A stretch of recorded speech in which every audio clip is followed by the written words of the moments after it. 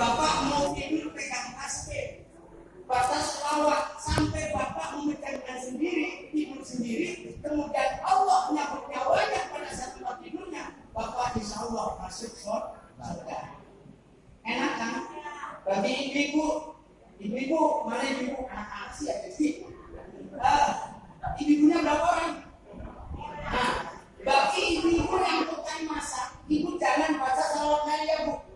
Ibu goreng tempe baca salawat Nabi sama Pak bapaknya anus. Yakin? Karena apa? Salawat Maria disambung dengan goreng tempe nggak nyambung. Tapi kalau ibu baca salawat rahmat kemudian sambil goreng tempe, insya Allah nggak anus. Karena gini, sallallahu ala sayyidina Muhammad, sallallahu ala sayyidina Muhammad. Lah salawat Maria, Allahumma sholli salatan kamilatan wa sallim. Kalimatnya susah. Makanya selawat tolong dijawab. Mau tidur 100, istighfar 100. Insya Allah istri bapak ngalir terus. Gak pernah putus. Istri bapak ngalir terus. Dan yang kedua, ainul yakin. Orang kebanyakan tidak ainul yakin terhadap selawat yang dibaca. Kalau kita yakin dengan istighfar, yakin dengan selawat, rezeki akan melindungi kita. Bahkan orang yang mau pergi haji, kalau bapak nggak usah bersahabat, jangan cemas-cemas, nggak usah bawa buku kalau umroh mau haji.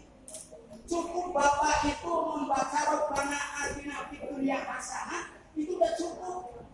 Jadi kalau bapak baca buku percuma dan dibaca. Begitu umroh, banyak orang bapak mau buku gede tebel, bapak baca setiap mau ini baca ini, setiap mau ini baca ini. Akhirnya apa? Ketendang dari belakang nyusul, akhirnya terinjak-injak. Jadi kalau bapak mau kemana-mana, karena intinya umroh dan haji itu satu, ziarah ke makam Rasulullah Sallallahu Alaihi Wasallam. Makanya perbanyak membaca selawat ketika dalam perjalanan. Insya Allah dimudahkan. Kalau bapak pengen nyium Ka'bah, itu Hajar Aswad, silakan dari sini baca selawat di pesawat sampai turun naik salawat rahmat aja. Sallallahu alaihi wasallam. Tapi nggak sekarang, karena sekarang dilarang. Ada namanya COVID-19. Mohon maaf, sudah 3.000 jamaah umroh Indonesia dipulangi gara-gara ada COVID-19 corona. Sementara mobil coronanya sudah terhapus. Masih corona, masih ada corona. Corona masih ada. Corona yang hilang. Muncul di penyakit. Tapi bagi umat Islam sebetulnya, saya nanggapin corona itu kayaknya nggak terlalu hilang. Karena umat Islam punya acuan Allah. Ma'asobatan min musibatin illa bi'idznillah. Setiap musibah datang kepada kita itu dengan izin Allah. Jadi umat Islam itu nggak usah takut jangan munculnya corona, munculnya virus COVID-19, terus bapak nggak mau sholat di masjid, bapak nggak mau ngaji ke kita, bapak nggak mau ngaji kemana-mana, takut corona. Instruksi gubernur sampai karpet masjid itu dikurung. Ya mohon maaf, kalau karpet memang ketika orang kena corona itu jadi mulanya cepat. Ada benarnya juga kalau karpet dikurung dulu, apalagi musibah banjir. Hebat. Gubernur kita itu hebat. Termasuk bagaimana caranya menanggulangi banjir di DKI, kata Gubernur Anies Baswedan, satu cara untuk menanggulangi banjir Jakarta bikin sumur bor. Itu kata Gubernur Anies Baswedan. Benar nggak? Daripada kita bersihin bak selokan lancar, begitu banjir selokan lancar, tapi lalu banjir kata laut, begitu udah penuh berbalikin lagi. Akhirnya banjir juga, gitu kan? Saya itu musim hujan, gorong-gorong dibersihin, lancar airnya, tapi laut juga banjir kata laut, gue udah penuh berbalikin lagi, bukan mana? Banjir, bagaimana? Ya kan? Makanya Gubernur Anies Baswedan mengatakan satu cara untuk menanggulangi banjir di DKI harus bikin sumur bor kedalaman sekitar 12 meter dan 16 meter. Air terserah. Karena mohon maaf, di Jakarta itu saudara tidak penyerapan air, nggak ada. Tanah kosong sudah berjalan. minimum. Tanah kosong udah berdiri PNB, itu stadion internasional 27 hektar. PNB itu sudah diambil Pemprov DKI itu untuk stadion internasional. Penyerapan sudah mulai berangkat. Nah inilah kadang-kadang kata Allah dalam Al-Quran bahwa tufsidu fil ardi ba'da islahiha. Jangan kau bikin rusak di muka bumi ini setelah datang kebenaran. Jangan sekali-kali Islam ditukar dengan ihsan, kebenaran ditukar dengan kerusakan. Yang ditakutkan oleh kita takutnya Allah murka. Dengan adanya orang yang menyakuni kemudian ditolak oleh pemerintah Saudi Arabia, mohon maaf, bisa jadi Allah lebih murka ketika hamba ingin ibadah umroh ditolak oleh kamu manusia. Tapi itu rahasia Allah. Sebagai umat Islam, dengan adanya orang di Indonesia tidak terlalu takut, tapi takutlah kepada Allah. Karena setiap musibah itu dengan izin Allah, umat Islam gampang caranya supaya tidak kena corona. Istighosa, rutin, zikir itu akan menolak bala dari sebuah penyakit. Apalagi Bapak punya doa, Allahumma inni a'udzubika minar rihil ahmari wa damil aswadi wa da'il akbar. Apa itu? Gak hafal. Apa itu Bapak pernah? Ini itu apa enggak? Gak hafal juga. Pengen gak saya kasih ini doanya siapa? Ada yang tahu? Ini doanya Nabi kita Muhammad Sallallahu Alaihi Wasallam ketika tentunya Hasan bin Husain itu kena penyakit alkohol. Begitu berarti kasih angin ahmar sama angin ahmar ngerti nggak? Kalian ngerti? Angin ahmar itu angin merah. Kalau di dalam bahasa Indonesianya itu angin biru. Nah, kenapa dikatakan angin ahmar? Jadi saya jadi cerita kronologis angin ahmar. Mungkin Bapak nggak pernah dengar. Angin ahmar itu angin merah yang dibuat oleh malaikat Harut wa Marut. Sudah tahu belum malaikat Harut wa Marut? Sudah tahu? Belum tahu? Sama saya, teman saya baca. Jadi angin ahmar itu angin merah. Itu setiap sore menjelang maghrib Allah mengutus malaikat Harut wa Marut untuk manggul angin dari arah timur ke barat. Gak usah nanya, angin bisa dipanggul. Itu malaikat yang manggul bukan Bapak. Kalau Bapak pun nggak bisa. Jadi diutus oleh Allah, hai Harut wa Marut, tolong itu angin ahmar dibuat. Itu tiap hari Pak. Jadi malaikat Harut wa Marut itu manggul angin ahmar dari arah timur ke barat. Itu tujuannya dibuang ke laut. Itu tiap hari. Karena apabila angin ini tidak dibuang ke laut, maka dunia ini akan terbakar. Ternyata angin ahmar itu luar biasa panas. Maka pada saat Rasulullah cucunya kena angin ahmar, Rasulullah putus asa. Beliau nangis, ya Allah, buat apa yang harus ditunjukkan diri saya? Turun malaikat Jibril alaihissalam memberikan doa ini, Allahumma inni a'udzubika minar rihil ahmar. Ya Allah, lindungilah aku dari angin ahmar. Nah, bahaya nih angin ahmar nih. Maka kalau Bapak tiba-tiba terus badannya pada sakit, terus pada tangannya setruk, belum. Bapak ngangkat gelas, gelasnya jatuh, itu belum setruk, itu baru kena angin ahmar.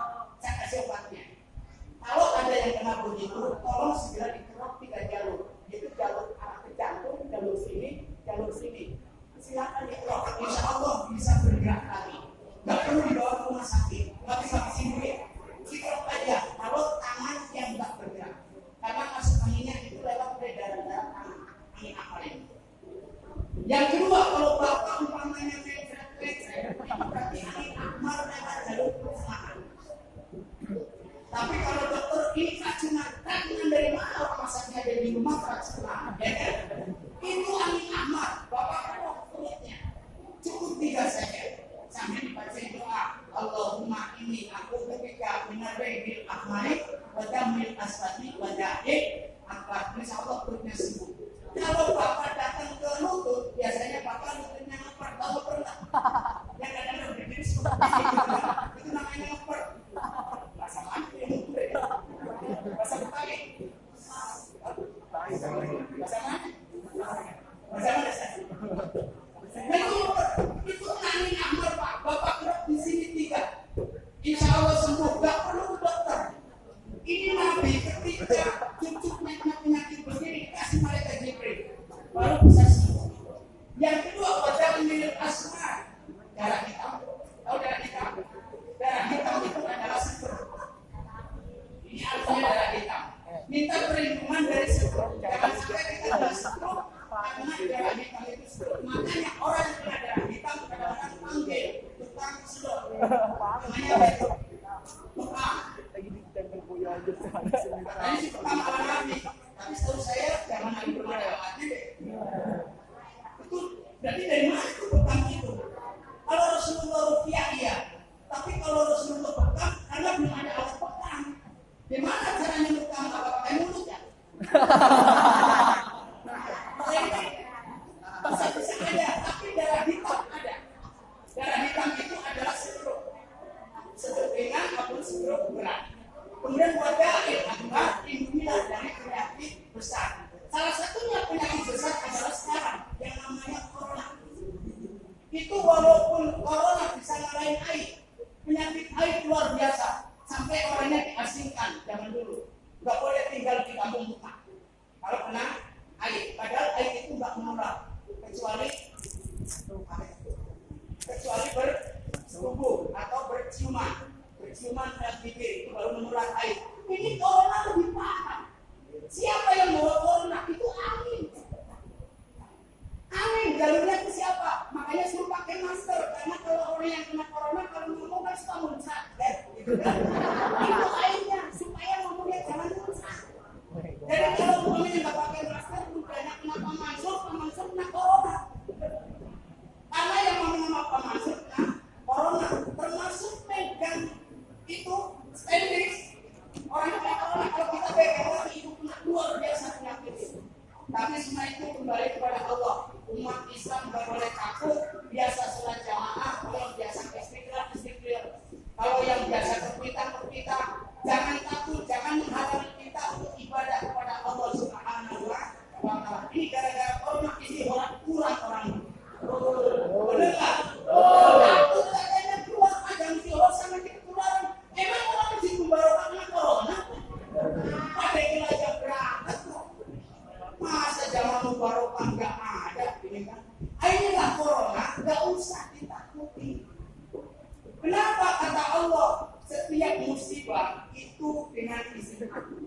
Kita mau kena corona izin Allah sudah bersyariat, kita udah ngaji, udah kemana-mana, sudah berdoa, sudah berpikir, tapi kena corona ini namanya teguran selesai.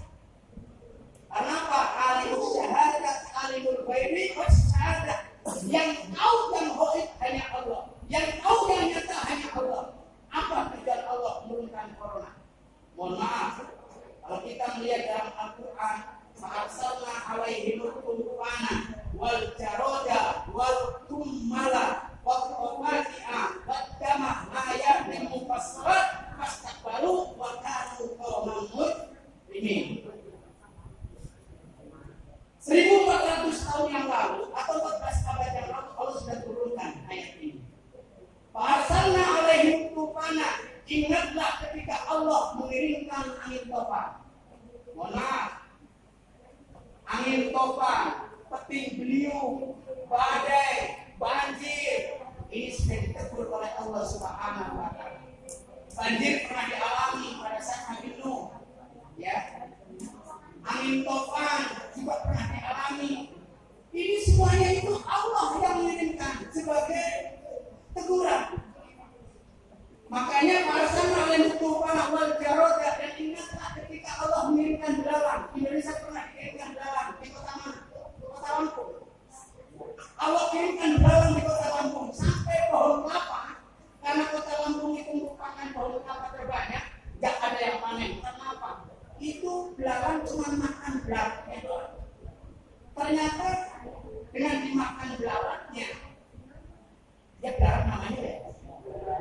Jauhnya namanya belalang. Bener nggak? Bahasa katanya. Belalang juga sama kalau gitu mau ngapain sih?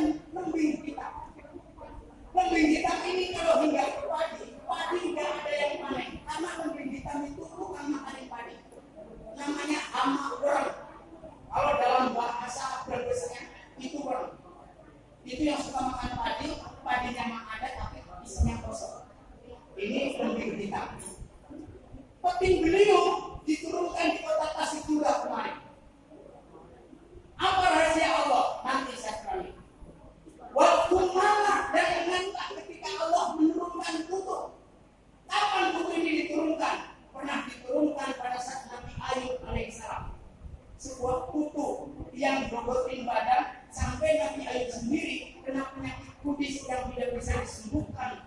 Karena apa? Sampai dia nggak bisa apa-apa, sampai istrinya kabur karena baunya dari 50 meter, bau badannya karena kena penyakit bau. Itu kumannya luar biasa.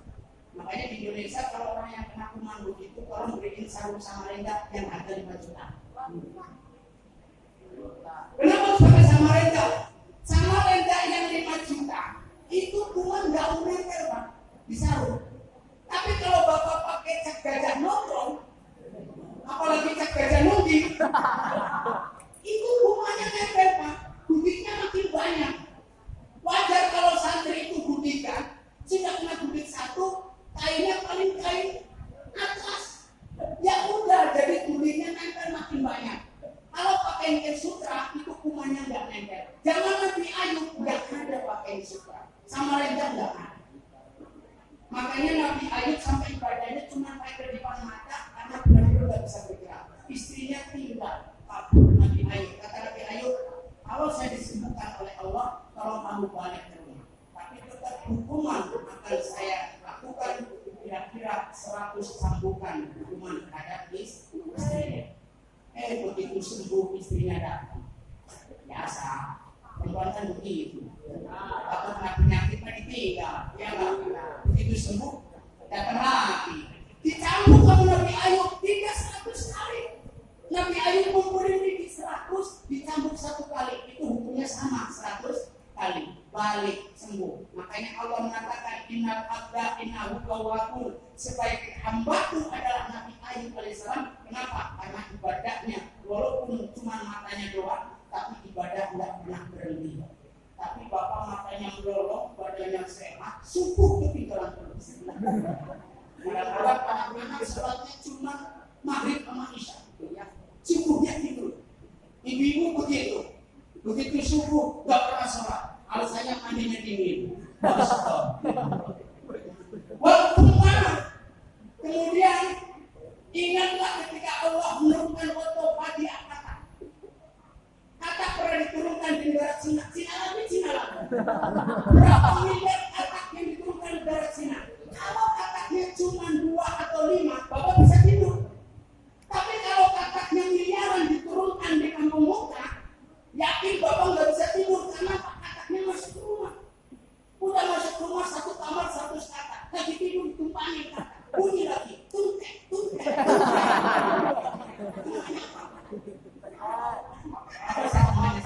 Ya sudah ngomong gitu, tuntek itu, makanya kata belentung, kata pemanjur belentung. Iya, kenapa dikatakan belentung? Karena kalau ngomong tuntek ini belentung. Makanya belentung. Jadi kalau ngomong belentung, itu belentung. Itu bahasanya paling salah sebetulnya. Nah ini Otophagia diturunkan katak di negara Cina. Berapa miliar katak yang diturunkan di negara Cina ini pernah terjadi juga. Nah sama halnya dengan ini yang namanya virus. Cuma saya belum tahu virus corona itu seperti apa sih. Kumannya seperti apa? Kayak belum ada yang nerangi. Profesor belum ada yang nerangi seperti apa. Kita nggak tahu. Apa ini memang sengaja Allah menurunkan corona sebagai ujian para dokter? Mampu nggak untuk obatin? Karena ini adalah merupakan ujian dari Allah. Tapi mohon maaf, ketika kata waktu Fatihah itu berbuat dama. Dama ini artinya darah. Tapi tafsirannya dama ini adalah air yang diminum menjadi berubah menjadi darah. Indonesia kemarin hampir setiap sumur itu kekeringan sampai kuning, sampai warnanya merah. Bukan arti dalam pengertian darah benar, tapi warnanya merah. Bagaimana Bapak mau minum air sumur yang merah? Gak mungkin. Buat gambar ini artinya adalah sumur menjadi merah. Ternyata apa? Ayat itu pas sholat kata Allah. Itu tanda-tanda kebesaran. Kenapa? Pas baru waktu kaum muslimin karena penduduk itu sombong. Negara-negara itu sombong. Cina dikasih corona itu setelah membunuh umat Islam berapa banyak itu di Tiongkok. Umat Islam yang dibunuh, masjid dibakar. Ada turunkan corona dari Cina. Itu pertama di dunia yang paling banyak. Yang kedua Italia. Indonesia yang berapa? Alhamdulillah belum. Jangan sampai ada urutannya. Tapi itu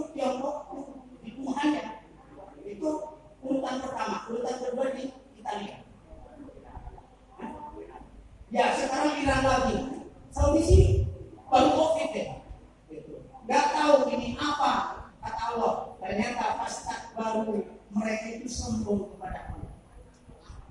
Bahkan kaum muslimin karena penduduknya selalu berbuat dosa kepada Allah. Kalau memang Indonesia ada, ini juga jangan-jangan teguran terhadap pemerintah karena waktu kaum muslimin karena penduduknya yang menempati negara ini banyak berbuat dosa. Kita enggak berbuat dosa, yang berbuat dosa banyak, akhirnya tetap kita kena imbasnya. Oleh karena itu untuk menghalangi semua itu cukup dengan istighosa dan berselawat, berzikir kepada Allah. Karena dengan berzikir kepada Allah maka kita akan disembuhkan oleh Allah Subhanahu wa Ta'ala. Nah, kemudian yang terakhir, ini surat bukan buku yang sama, ini rahasia antara panitia dengan saya. Yang terakhir, istighosa itu bermanfaat adalah untuk menghapuskan dosa-dosa kita kepada Allah Subhanahu wa Ta'ala. Dosa kita ini kan banyak. Setiap hari kita punya dosa mulut, dosa mata, dosa telinga, kemudian dosa hati.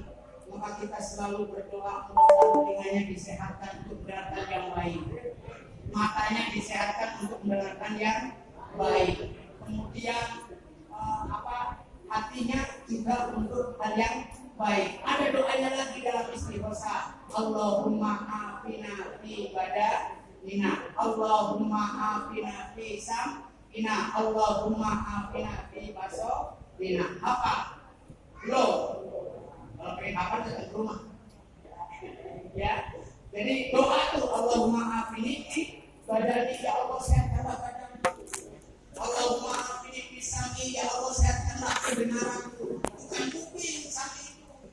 Jadi kalau Allahumma afini fi sam'i, ya Allah sehatkan telinga sana. Telinganya udah sehat. Pendengarannya maksudnya sehatkanlah pendengarannya. Allahumma afini fi basari, sehatkanlah penglihatan.